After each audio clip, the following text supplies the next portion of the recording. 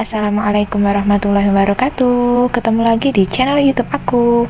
Kali ini kita akan membahas tentang pengantar hukum perlindungan konsumen. Yang pertama yaitu pengertian hukum perlindungan konsumen. Hukum perlindungan konsumen adalah perlindungan hukum yang diberikan kepada konsumen dalam usahanya untuk memenuhi kebutuhan dari hal-hal yang merugikan konsumen itu sendiri, atau dapat juga didefinisikan sebagai upaya yang menjamin adanya kepastian hukum untuk memberi perlindungan kepada konsumen. Pada mulanya, gerakan perlindungan konsumen di Indonesia mulai populer pada tahun 1970 dengan berdirinya lembaga swadaya masyarakat seperti YLKI atau Yayasan Lembaga Konsumen Indonesia, LP2K Lembaga Pembinaan dan Perlindungan Konsumen, YLBKI Yayasan Lembaga Bina Konsumen Indonesia, serta lembaga-lembaga lainnya. Berdirinya lembaga-lembaga perlindungan konsumen ini mempunyai peranan yang sangat penting dalam pergerakan perlindungan konsumen di Indonesia, di mana lembaga-lembaga ini secara aktif memberikan kontribusi terhadap perlindungan konsumen di Indonesia. Selain munculnya lembaga perlindungan konsumen di Indonesia, banyak juga diselenggarakan studi baik yang bersifat akademis maupun untuk mempersiapkan penerbitan suatu perundang-undangan tentang perlindungan konsumen. Pemikiran ke arah pembentukan peraturan perundang-undangan mengenai perlindungan konsumen di Indonesia dipicu oleh munculnya beberapa kasus yang merugikan konsumen serta penyelesaian sengketa konsumen tidak memuaskan konsumen. Contohnya yang pernah terjadi yaitu kasus biskuit beracun pada tahun 1989. Kasus biskuit beracun merupakan kasus keracunan massal yang menghebohkan Indonesia. Kasus ini bermula dari kecerobohan pihak produsen biskuit ketika amonium bikarbonat, sejenis bahan pembuat biskuit supaya renyah, telah tertukar dengan natrium nitrat, jenis bahan berbahaya, sewaktu pemindahan bahan-bahan tersebut dari kapal. Akibat kasus ini, bahkan menyebabkan 141 orang korban dengan 35 orang diantaranya meninggal dunia. Selain di Jakarta dan beberapa daerah di Jawa, korban-korban berjatuhan di Jambi, Sumatera Selatan, Lampung, dan Sumatera Barat. Kemudian menyebar juga di Bali dan Kalimantan. Menurut Hakim Pengadilan Negeri NHT Siahaan pada tanggal 4 November 1989, di media Kompas beliau menyampaikan bahwa para pelaku ini bisa dikenakan sanksi pidana pasal 204 ayat 1 KUHP dengan ancaman penjara maksimal 16 tahun. Jika akibatnya berupa kematian, pelaku bisa dihukum seumur hidup atau maksimal 20 tahun penjara. Lalu jerat pidana Undang-Undang Nomor 4 Tahun 1982 tentang pengelolaan lingkungan hidup maksimal buih 10 tahun atau denda sebanyak 100 juta rupiah. Namun nyatanya hukuman pelaku sangat ringan. Direktur Utama dan Kepala Produksi CV Gabisko misalnya, hanya divonis Hakim Pengadilan Negeri Tangerang 6 bulan penjara dalam masa percobaan setahun. Sedangkan nakoda kapal Sungkung yang mengangkut bahan-bahan tersebut yang bernama Hartono Tamin malah divonis bebas oleh Hakim Pengadilan Negeri Jakarta Pusat pada awal April 1992 karena dianggap tak terbukti melakukan kelalaian. Menurut beberapa sumber, saat itu kejaksaan mengalami kesulitan dalam mengklasifikasikan tindak pidana yang akan didakwakan, serta Menko Polhukam Sudomo sudah terlanjur menyatakan bahwa kasus tersebut semata-mata ketidaksengajaan alias kelalaian belaka. Karena belum ada peraturan yang menaungi tentang hukum perlindungan bagi konsumen, sehingga pada kasus ini pelaksanaan hukum bagi pelaku usaha tidak dapat sesuai dengan keinginan konsumen yang terkena dampak. Terlepas dari itu, kasus biskuit maut ini dapat menyadarkan betapa pentingnya pengawasan dan standar keamanan produk makanan, apalagi ditemukan fakta bahwa pabrik-pabrik yang bermasalah tak mempunyai laboratorium penguji produk sebelum diberikan kepada konsumen.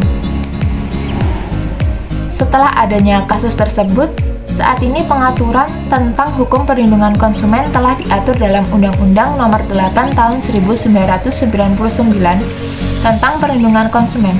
Adanya perlindungan konsumen ini diharapkan mampu melindungi hak-hak konsumen agar pelaku usaha tidak bertindak sewenang-wenang sehingga merugikan konsumen.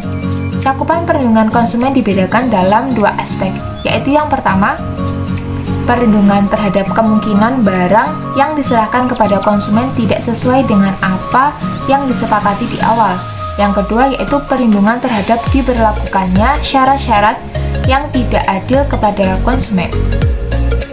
Selanjutnya yaitu ada hak-hak konsumen. Yang pertama yaitu hak atas kenyamanan, keamanan, dan keselamatan dalam mengkonsumsi barang atau jasa. Yang kedua, hak untuk memilih barang atau jasa serta mendapatkan barang atau jasa tersebut sesuai dengan nilai tukar, kondisi, serta jaminan yang dijanjikan. Yang ketiga, hak atas informasi yang benar, jelas, dan jujur mengenai kondisi dan jaminan barang atau jasa. Yang keempat, hak untuk didengar pendapatnya dan keluhannya atas barang atau jasa yang digunakan. Yang kelima, hak untuk mendapatkan pembinaan dan pendidikan konsumen. Yang keenam, hak untuk diperlakukan atau dilayani secara benar dan jujur serta tidak diskriminatif.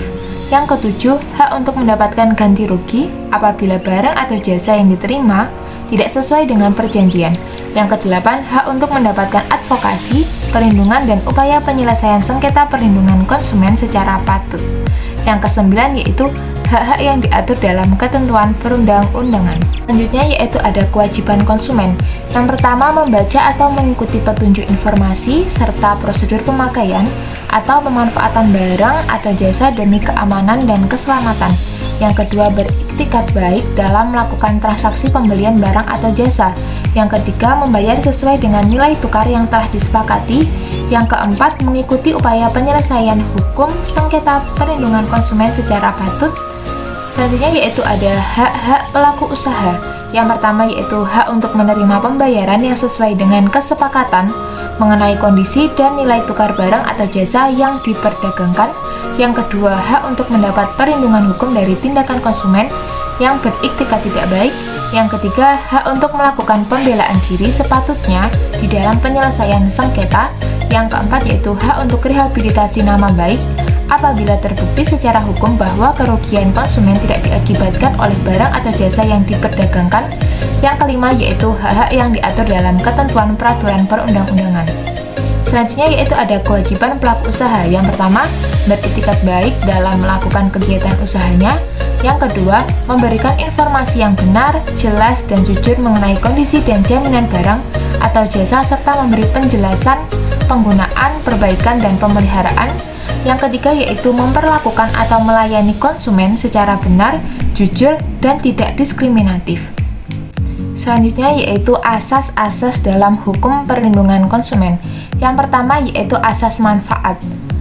Asas manfaat yang dimaksud yaitu dalam penyelenggaraan perlindungan konsumen harus memberikan manfaat sebesar-besarnya bagi kepentingan konsumen dan pelaku usaha secara keseluruhan. Yang kedua yaitu ada asas keadilan. Asas keadilan ini menjelaskan bahwa dalam perlindungan konsumen, pelaku usaha dan konsumen diberikan kesempatan untuk memperoleh haknya dan melaksanakan kewajibannya secara adil. Yang ketiga yaitu asas keseimbangan.